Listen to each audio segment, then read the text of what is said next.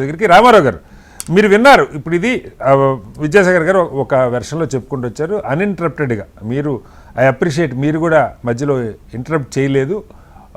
ఆయన వాదన ఆయన చెప్పారు. మా హయాంలో అప్పుడు ఆ ధర ఉండింది, అప్పుడు గవర్నమెంట్ డైరీలు తక్కువ ధరకి ఇచ్చినాయి, నో ప్రాఫిట్. గవర్నమెంట్ డైరీలు, ప్రైవేట్ వాడు ఇచ్చారంటే మనం నమ్మక్కర్లా. గవర్నమెంట్ డైరీలే ఇచ్చినాయి, ఒక ఐఏఎస్ ఆఫీసర్ల ఆధ్వర్యంలో జరిగినాయి. ఆ తర్వాత మీరు 30 రూపాయలు 40 రూపాయలు 50 రూపాయలు పెంచి దాన్ని సాగ్గా చూపిస్తున్నారు. అప్పుడు కన్నా మేము ఎక్కువ రేటుకే కొన్నాం కదని. రెండు ఏ నివేదికైనా, ఎన్డీడీబీ అయినా సిట్ అయినా జంతుకోవు కలిసిందా లేదా సెకండరీ అనుకున్నా కూడా కల్తీ అసలు మొత్తానికి నెయ్యే లేదన్నది అయితే సిట్టే నివేదికలో తెలుస్తుంది కదా. దీనికి ఏం సమాధానం చెప్తారు అన్నది ఒకటి.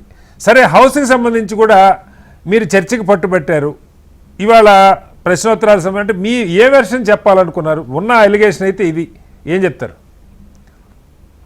నమస్కారం అండి. రామారావు గారు చెప్పండి.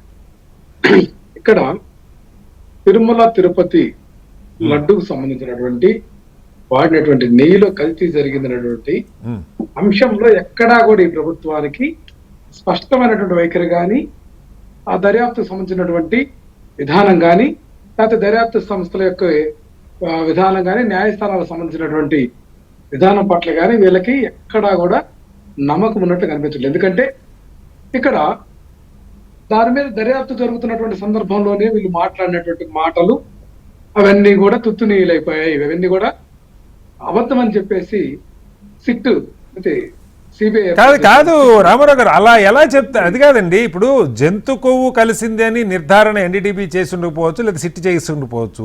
బట్ సిట్ 100% అసలు అందులో నెయ్యే లేదు పూర్తిగా స్పష్టంగా నివేదిక అయితే ఇచ్చింది కదా. సిట్ సిబిఐ ఆధ్వర్యంలో పనిచేస్తున్న సిట్టే కదా.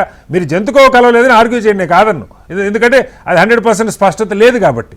కల్తీ జరగలేదని ఎలా ఆర్గ్యూ చేస్తారు? ఒక అంశం సార్, ఈ యొక్క స్వాతంత్రం వచ్చిన తర్వాత ప్రభుత్వాల విధానం ఇవన్నీ చూసాం. సాక్షాత్తు ఒక ముఖ్యమంత్రి జంతు కొవ్వు కలిసిందనేటువంటి అబద్ధపు మాటలు మాట్లాడిన తర్వాత దాని కింద పనిచేసేటటువంటి వ్యవస్థ దానికి వ్యతిరేకంగా ముందుకు వచ్చేటటువంటి పరిస్థితి ఈ యొక్క వ్యవస్థలో ఉందో చెప్పండి. ఇక్కడ ఖచ్చితంగా ముఖ్యమంత్రి అనేటువంటి వ్యక్తి మొత్తాన్ని కూడా సైడ్ కార్నర్ చేశారు. ఖచ్చితంగా ఆయన మాట్లాడిన తర్వాత ఆయనకి వ్యతిరేకంగా లేకపోతే ఆయనకి కాదండి, సిట్టు నివేదిక ముఖ్యమంత్రి గారు ఇన్ఫ్లుయెన్స్ చేయగలిగితే జంతుకోవు కలిసిందనే ఇవ్వాలి కదా సార్. నేను అంటుంది అదే సార్, ఇక్కడ జంతుకోవు కలిసిందని ఇస్తే అసలు మొత్తం బూమరాంగ్ అవుతుంది కదండి. అక్కడ లేనటువంటి అంశం ఇది చాలా పెద్ద వివాదం అవుతుంది కదా. ఎట్లా ఇస్తారండి? వాళ్ళు వయా మీడియా ఇచ్చినటువంటి రిపోర్ట్ పట్టుకొని వీళ్ళు వేలాడుతున్నారు తప్ప ఈ ప్రభుత్వానికి చిత్తశుద్ధి ఎక్కడన్నా ఉందండి? ఈ అంశం మీద ప్రభుత్వం పెట్టినటువంటి ప్రెస్ మీట్ లోనే వీళ్ళ యొక్క లోపభూయిష్టమైనటువంటి విధానాలు ఉన్నాయి కదండి. కూటమి ప్రభుత్వం తరఫున అని చెప్పి మంత్రివర్గంలో లేనటువంటి భారతీయ జనతా పార్టీ అధ్యక్షుడిని ఆ మంత్రివర్గంలో కూర్చోబెట్టుకొని తెల్ల మొహాలు వేసుకొని కూర్చున్నటువంటి విధానం మనం చూసాం కదండి. అంటే వీళ్ళు దీనికి సమాధానం చెప్పలేనటువంటి దుర్పరిస్థితులు ఈ ప్రభుత్వం ఉంది. ముఖ్యమంత్రి అనాలోచితంగా మాట్లాడినటువంటి దాన్ని సమర్థించుకోవాలనేటువంటి కాదు సార్. కాదు రామారావు గారు, నా మళ్ళీ అడుగుతున్నా మిమ్మల్ని, మీ ప్రధానమైన ఆర్గ్యుమెంటు జంతు కొవ్వు కలవలేదు అన్న దానికే మీరు కన్ఫైన్ అవుతున్నారా, లేదా అసలు కల్తీనే జరగలేదని చెప్పదలుచుకున్నారా? నా ప్రశ్న. మీరు ఆర్గ్యూ చేయండి.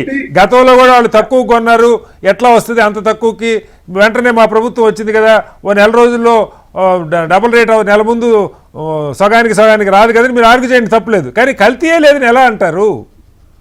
ఇక్కడ ఒక అంశం సార్, ఇక్కడ కల్తీ అనేటువంటి అంశం అనేది వీళ్ళు చేసినటువంటి ప్రాపగాండా అనేది మనకు అర్థమవుతుంది. ఎందుకంటే వీళ్ళ మాట వినట్లేదని చెప్పేసి ఫ్లెక్సీలు కూడా వేసుకున్నారు. రాఘవయ్య విద్యాసాగర్ తల ఏం కొట్టుకుంటావు, తల బాదుకుంటారు.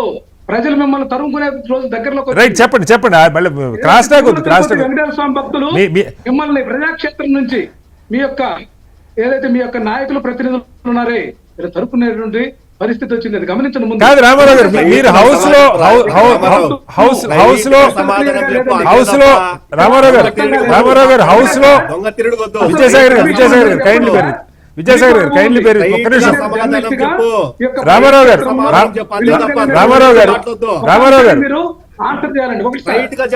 ఒక్క నిమిషం. విజయసాగర్ గారు కొంచెం ఓపిక. ఈ యొక్క ముఖ్యమంత్రికి బాధ్యత ఉంటే ఏకసభ్య కమిషన్ ఎప్పుడు ఏర్పాటు చేయాలండి?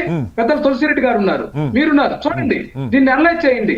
ఖచ్చితంగా ఏదైతే దర్యాప్తు సంస్థలు కానీ లేకపోతే న్యాయ వ్యవస్థలు కానీ దీంట్లో తలదూర్చినంత సేపు మాత్రమే ఈ యొక్క ప్రభుత్వం యొక్క కమిషన్ కి వ్యాలిడిటీ ఉంటుంది. ఏ టైంలో మీరు కమిషన్ వేస్తారండి? దాంట్లో అర్థం కాలేదా లేక లోపభూయిష్టమైనటువంటి పరిపాలనలో వీళ్ళు ఏదైతే అవకతవకలు పాల్పడుతున్నారు లేకపోతే తొట్టుపాటుకు గురవుతున్నారు అనేది కాదు. ఫైనల్ గా మీ ఆర్గ్యుమెంట్ నేను ఒకటే అడుగుతున్నాను. కాదు రామారావు గారు, నేను ఒకటే అడుగుతున్నాను సార్.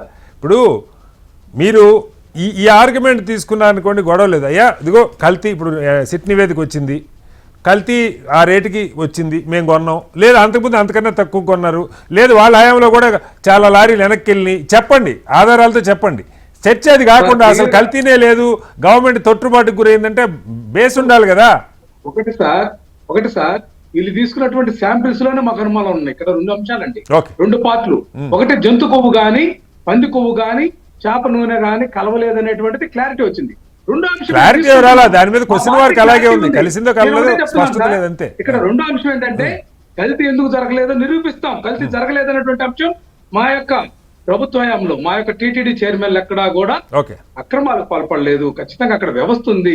వీళ్ళ యొక్క విధానం ఏంటంటే ఇక్కడ పాల తయారీ రంగం అంతా కూడా గతంలో తెలుగుదేశం పార్టీ యొక్క హ్యాండ్ ఓవర్ లో ఉండే పరిస్థితుల్లో, అట్లాగే హెరిటేజ్ కూడా వీళ్ళకి సంస్థగా ఉన్నటువంటి పరిస్థితుల్లో హెరిటేజ్ ఎప్పుడు సప్లై చేయలేదు కదా సార్, తెలుగుదేశం హయాంలో హెరిటేజ్ సప్లై చేసింది చెప్పండి. రైతుకు ధర ఆ అక్కతోటే ఈ విషయాలన్నీ వస్తున్నాయి. ఈ రోజు చూసామండి, నెయ్యి టెండర్ ఎవరికి ఇచ్చారు? Ponnuru MLA Dhulipala Narendra team leader గా ఈ రోజు జరుగుతున్నటువంటి తతంగాన్ని కప్పిపుచ్చుకోవడానికే వీళ్ళు చేస్తున్నారు. ఇప్పుడు జరిగే దాని గురించి మీరు విడిగా మాట్లాడండి రామారావు గారు.